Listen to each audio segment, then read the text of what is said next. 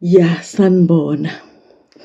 Ngibuyile-ke ngizoni-update-a nge-story sokushona kuka-Ambassador uNathi Mthethwa. Before ngishere i-information-ke engiyitholile kwi-internet ka-Beyonce, angisho kanje.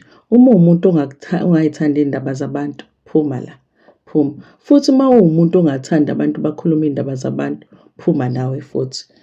Nina-ke nisele ithi nginitshele ukuthi kwenzekani nge-story skokushona kukaNathi Mthethwa. Kuthiwa-ke i-death certificate yokushona kukaNathi Mthethwa, i-death certificate kaNathi Mthethwa seyiphumile.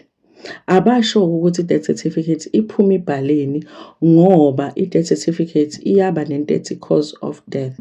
So ngiyayibuza ukuthi ngoba basa-investigate ikuphi abazokufaka laphayana kwi-death certificate, abaka-reveal-i ukuthi i-death certificate ibhalweni.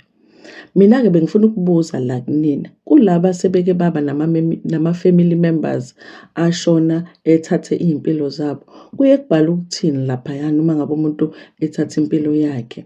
Kuyabhalwa yini ukuthi suicide? Ngithi suicide ngoba ngikwazi ukusho leli gama elikuyilona lona, yabo. Kuyabhalwa yini ukuthi umuntu uyibulele? Uma kusa-investigate-wa yini efakwayo laphayana?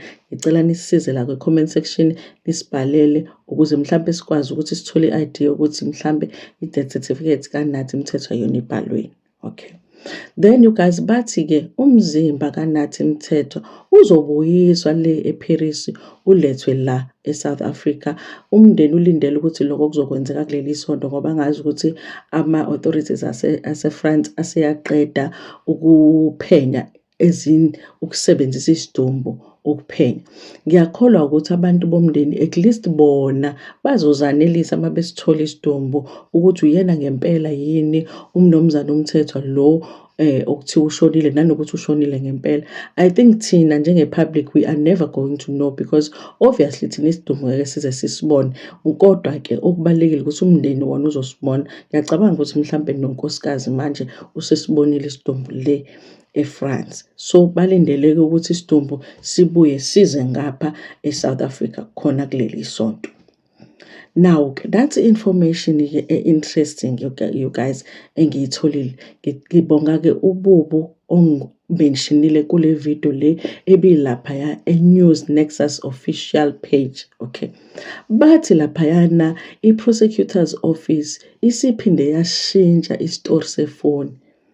Bathi ifoni niyakhumbula ukuthi kuthiwa ifoni itholakale laphaya ngasePaki. Bathi ifoni ayitholakalanga ePaki. Bathi manje leyo information ibi-wrong nje, ibi-wrong, ayitholakalanga ePaki ifoni. Because nambe ngiyibuza ukuthi uNathi wasuka kwakhe wahamba waye eMapaki wayohlangana nobani ePaki. Mina bese ngicabanga wonke lama-movie esiwabonayo umuntu aye ePaki, mayefika ePaki ahlangane nesigebengu esithile. Uyayibona nje yonke leyo nto. Bathi no, i-wrong lento yokuthi ifoni yatholakala ePaki. Kodwa still abasho ukuthi ifoni itholakale. Ifoni itholakale kuNathi laphaya at the foot of the hotel or itholakale ehotela phakathi noma itholakale iphi ifoni.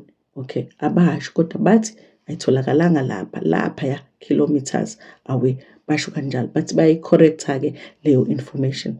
Bayaphinda futhi bathi i-movement eyenziwe uNathi was from the house to the hotel. Cha, akazange athi short left, short right, nothing. House, mangithi house la behlala khona nonkosikazi wakhe. Bathi uthe house wathi hotel. Those are the only iyona movement nje leyo ayenzile. Akenzanga, akayanga ndawo kwenye indawo. Now leyo nto ingenza ngiyibuze because kunento ethi uNathi ngaloba busuku he was supposed to attend a black tie event. Does that mean ukuthi vele akayanga kule black tie event? Uma book at this hotel room, unkosikazi ubazi yini about him booking the hotel room? Ubeyibhukhelani? Is it because mhlawumbe uNathi mayisuke yakwi-event uyabe esehotela to get ready for the event?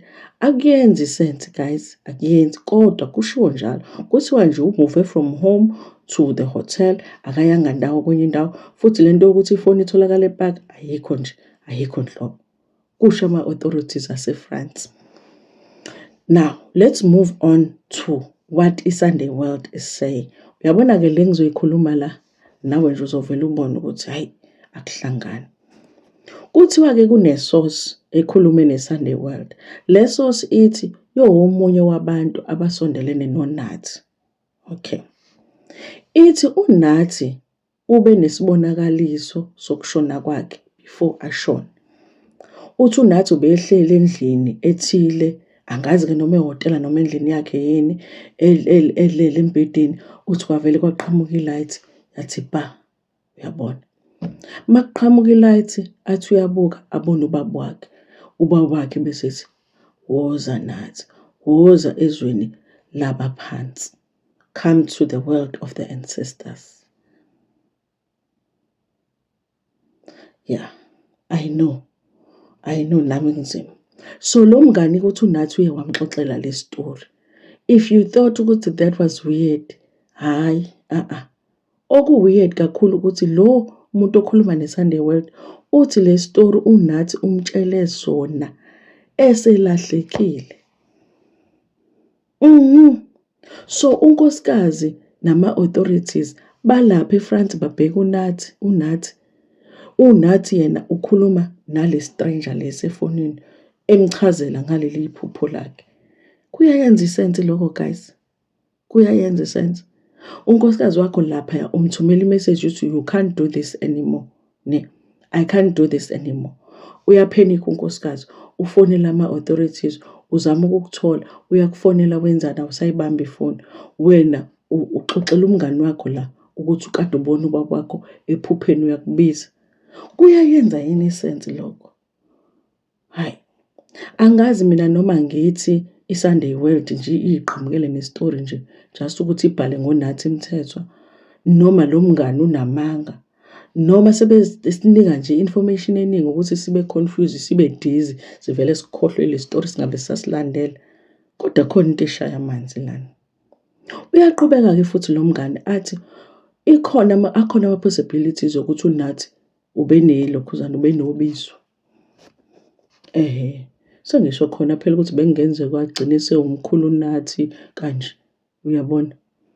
Ngisho ubizo phela lokuthi abe inyanga yesangoma into enjalo, bathi ube nobizo, angazange azaliphendula. Manje ngiyayibuza ukuthi mina basinikelani le information ngoba ngazi ukuthi bafuna ukuthi ube nobizo. So the reason eshonile is because yena akaliphendulanga ubizo. Uyaphinda futhi le source le ithi kwiSunday World uNathi futhi ube ne-mental illness. Now ngiyayibuza ukuthi so manje bathi sithini ngale information? uNathi uthi ubona iphupho lika baba wakhe, ubaba wakhe embeza, uyibulalele lokho. uNathi ube ne-gift ethile, manje useyibulalelani pho?